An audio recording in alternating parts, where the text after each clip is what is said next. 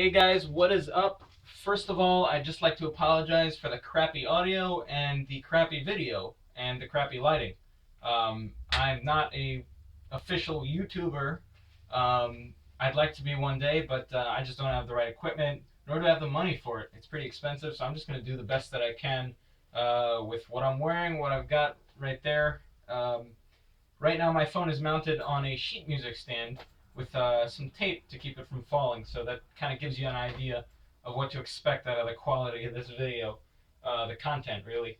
I'm going to do a little shop tour. I've been asked to do a shop tour a while ago for the guys at the Slingshot Forum, but now that I have almost 50 subscribers, I think, I figure I owe you guys a little bit of decent content besides slingshot shooting and Jimmy DeResta stuff, although that is probably my most viewed content.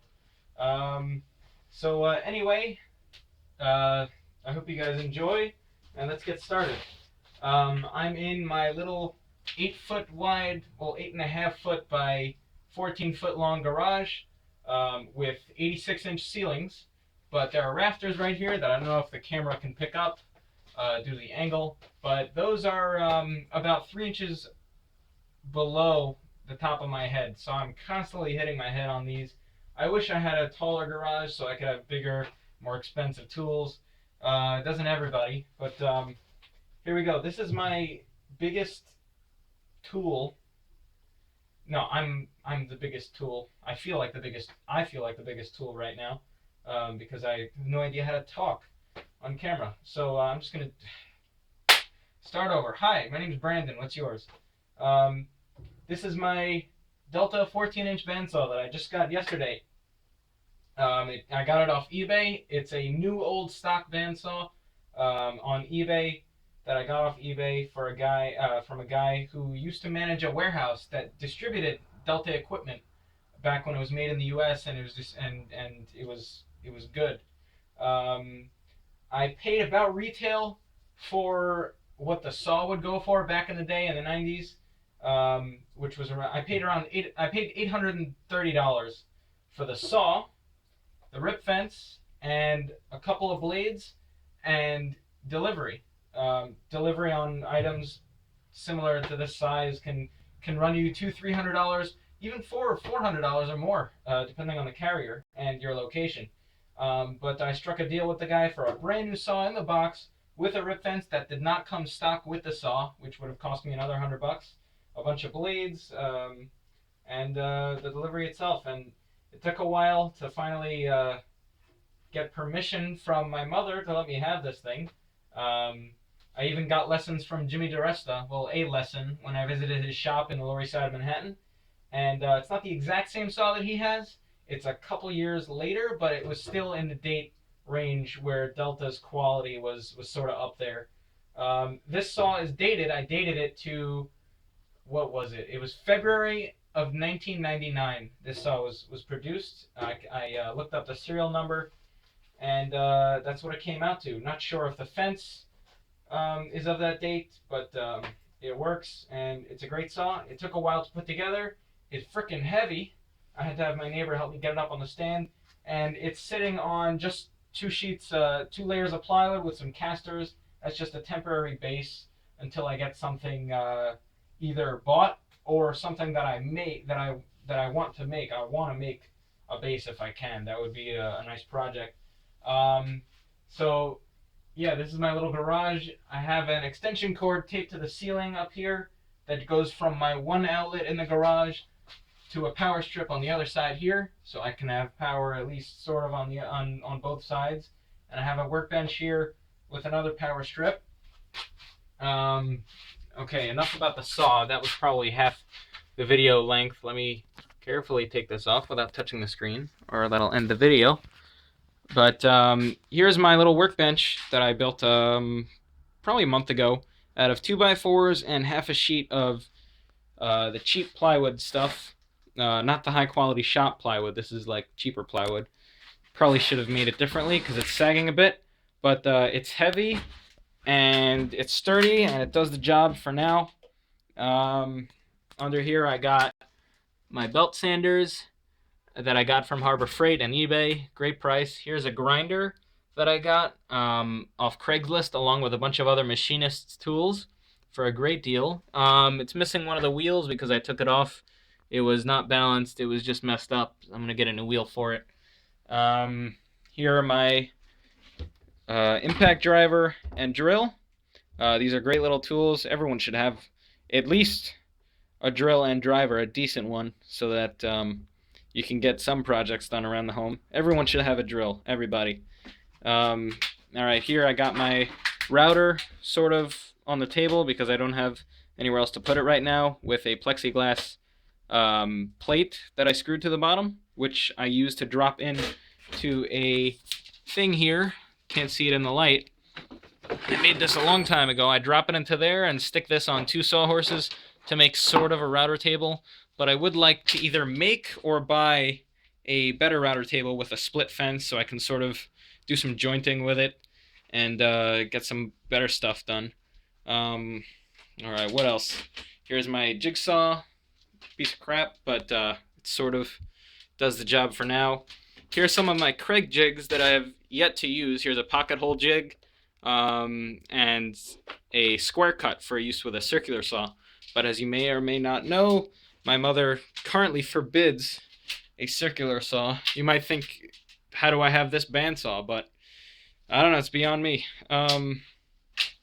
Bandsaw is safer than circular saw, though. Well, I don't know.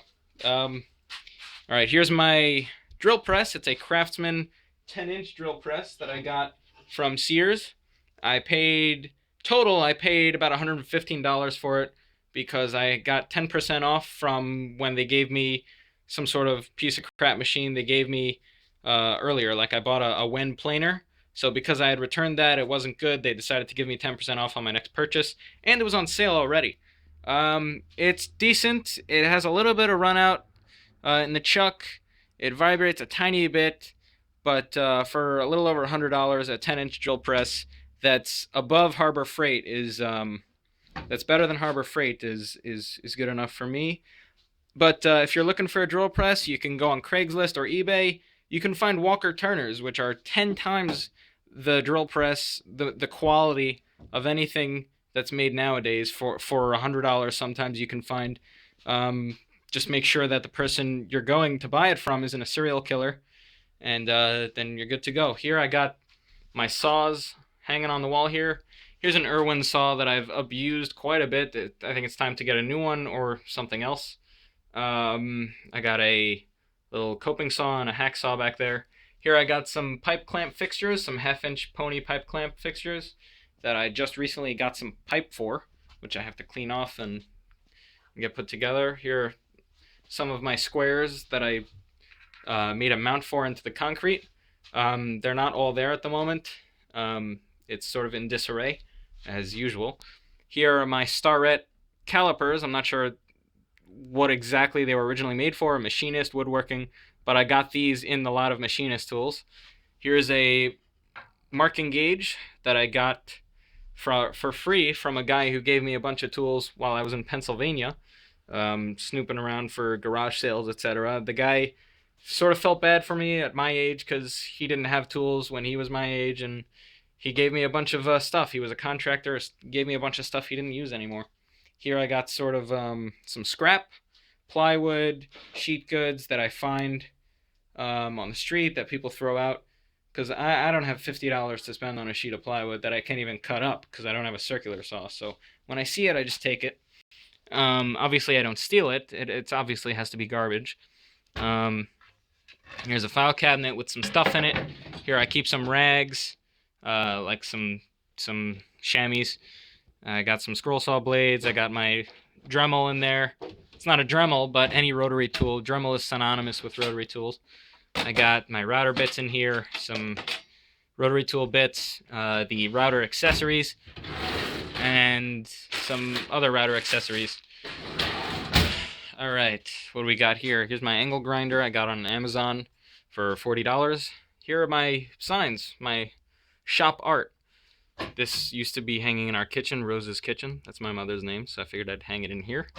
Here's a piece of, I'm not sure what exactly the term for this type of art is, but I got this at a yard sale, and as some of you may know, some of you call me, in some places I'm known as the raccoon, because I raccoon stuff off the street, and whatever I can find, if it's garbage, doesn't matter, if it's useful, I'll take it. So I found this at a garage sale, and I could not pass it up, so I bought that for like, I think it was like $6. Here's a street sign that came with that I cut a hole out of.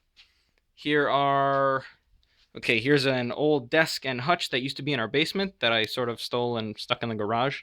My squirrel saw has been mounted on here, but I haven't used it in a while. I don't know, it's been giving me a little bit of trouble, so I have to get that fixed. Here are my hand planes that I have. I have no idea how to use them. They're not sharp, they're not set up, but I plan to learn. It's a Bailey Bedrock number 605 bench plane that came with the machinist tools that I was talking about earlier. Here's a set of Irwin chisels in this wooden box, and my Stanley block plane that's made in England that I got on eBay for $15, and it works beautifully. Here are some of my chisels on top. Here are my files where I keep them. These are my wrenches and socket sets that came with the machinist tools. Here is sort of a finishing cabinet. I keep my oils and glues and templates in there. Here's a bunch of scrap material. Under here is my compressor, which I got for free from my neighbor's tenant who moved out. He was a contractor and he didn't want to schlep it with him. Yes, I used that word, schlep. So I got that for free. And what else do I got? I got here a toolbox with a bunch of other stuff, with all my basic tools for like tool maintenance and just general housework, etc. I got some crap back there, some scrap wood. And here is a piece of faux granite from my brother's apartment's recent countertop renewal, if you could call it. And it's dead flat, and these can be used, if you find granite countertop, it can be used as like a platen. You glue some sandpaper onto it, and it's a good reference surface to sand small parts on, so that you get nice tight glue joints. Whew, I'm running out of breath here. Back there, I got some more wood storage. All the way up there, I got some HDPE, like soda crates. My Delta 13-inch thickness planer there that I got on eBay. Here's a vintage steel tackle box that I found on the sidewalk, that I either plan to sell as is, with all of its character and stickers and dents, or maybe one day when I have the skill, I'll restore it and sell it for a whole crap load of money. Back there, I got some extension cords, some other crap. And in a box down there, I can't reach it right now, is a box full of natural forks and logs that, when dry and seasoned, I will plan to cut up and use. Here is my Cobalt Workbench with a cheap 4-inch Bessie vise that I got like 5 years ago, something like that. It works, but it's no Wilton bullet vise. I wish it was, though. My uncle just told me that a couple years ago, he could have gotten me one when he was getting rid of a bunch of stuff from from his father's shop, but I wasn't really as serious as I was now about. I'm not serious, but I wasn't really into working with my hands as much. All right, let's take a look inside the drawers. Here's where I keep most things that I use most commonly. My hex keys, some pliers. It's a little in disarray right now, but it's usually a little more well kept. But that's where I keep the stuff that I use most often. Here, all of my sanding stuff: sanding discs, sanding sponges, sandpaper, sand. Not really. On here, I got some just random crap that I have too lazy to clean up at the moment. Got some gloves, some Band-Aids. And here, this is really interesting. This is a good thing to know. Here's a piece of 1/4 inch, I think a little more than 1/4 inch, plate glass. Big piece, like 20 by 20 inches. And you can just stick that thing full of sandpaper. And what it does, glass is most of the time perfectly flat. And it will give you solid, perfect glue joints if you can sand 2 parts together on here and then stick them together. It gives you really nice tight joints, dead flat, and you can just, all you need is a piece of glass, and, well, a glass that's thick enough so that it won't flex slightly or break under pressure, and just some sandpaper. And here's another example. This is a piece of marble from it's like a kick for when the floor transitions from wood to tile. So this was in the garage from our old kitchen, and it works basically the same, except this one is probably small enough if I can pick it up and sort of use it as a giant sanding block, but it's a little bit heavy for that. And up there is basically crap that I wish wasn't there, so that I could have an extra 4 feet that way of the garage. But it's not my garage; it's the family garage, but I occupy most of it. So oh yeah, before I go, um, came on the bandsaw a little sticker of Norm Abram from the New Yankee Workshop. Always looking down on me. I mean, he's not dead, but he's looking down on me. It's nice to have a little company. He's done a lot for the woodworking community, and I love watching his videos on YouTube. And I've been told I'm an old soul. Me being 19, I've been told I'm an old soul because I have an old soul because I appreciate some of the older things in life, like some of the better things before everything hit the fan with today's generation. Um, this today is basically this generation is a throwaway generation. Everything's made to be thrown away. That's why this bandsaw made when things were still important, when quality control still meant something. That's why I appreciate this saw much more than something from Taiwan or China. Not to say they don't make good stuff, but it just makes me smile when I see this.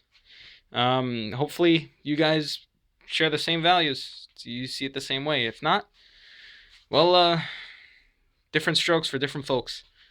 All right, guys. I hope you enjoyed. Like, subscribe if you haven't already. Although you probably wouldn't be watching this video if you weren't subscribed, because I don't know how you'd find it or why you would click on it. Hopefully, I can find a good thumbnail to maybe at least get some people to look at it. And there you go, a little tour of my shop. I might do another video exclusively about the bandsaw and using it and tuning it up and telling you a little more about it. Not that I didn't tell you a whole bunch already. But anyway, peace, guys. Thanks for watching. Not sure if you saw my face there. Thanks for watching.